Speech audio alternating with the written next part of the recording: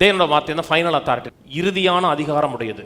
உலகத்தில் வாழ்கிறோம், பலவிதமான அதிகாரத்துக்கு நம்ம கீழ்ப்பட்ட மக்களாக இருக்கிறோம். அதிகாரம் என்றால் என்னன்னு அறிந்து அதிகாரத்துக்கு நான் கீழ்ப்படுகிற ஆளாக இருந்தேன்னா அந்த உலகத்தில் சமாதானமாக வெற்றியோடு நிறைவோடு வாழ முடியும். பெட்ரோலை கத்தர் கொடுத்துருக்கிறார்.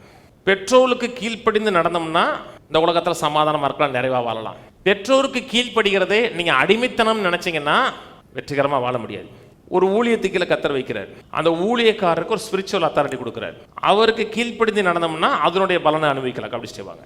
எல்லாரும் ஒரு இடத்துல வேலைக்கு போகிறோம். வேலைக்கு போகிற இடத்துல நமக்கு மேலே இருக்க ஹையர் அத்தாரிட்டிக்கு நம்ம கீழ்ப்படிஞ்சு நடந்தோம்னா வேலையில் நம்ம நாளைக்கு இருக்கலாம். நான் யார் சொன்னாலும் கீழ்ப்படிய மாட்டேன், நான் சுதந்திர பறவை நினச்சோம்னா வேலை போயிடும். சிவில்லாம் இருக்கு, சட்டங்கள் இருக்கிறது, போலீஸ்காரங்க இருக்காங்க.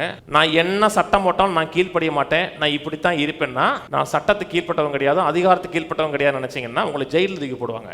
ஜெயிலில் தூக்கி போட்டால் அங்கேயும் நீங்கள் அதிகாரத்துக்கு கீழ்பட்டிருக்கணும். நான் அதிகாரத்துக்கே கீழ்பட மாட்டேன்னு நினைச்சீங்கன்னா திரும்பி நரகத்தில் போடுவாங்க. நரகத்திலேயே உங்களுக்கு அதிகாரம் இருக்கும். இத்தனை அதிகாரம் இருந்தாலும் தேவனோட வார்த்தை தான் ஃபைனல் அதிகாரம். அப்பா அம்மா சொல்றது கர்த்தருடைய வார்த்தைக்கு இசைவா இருந்துச்சுன்னா கீழ்ப்படியணும்.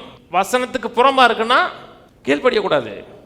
எல்லாவற்றுக்கும் இறுதியான முடிவான அதிகாரம் கர்த்தர் தான். அந்த அதிகாரத்துக்கு மட்டும்தான் எப்பொழுதுமே கீழ்ப்படியணும்.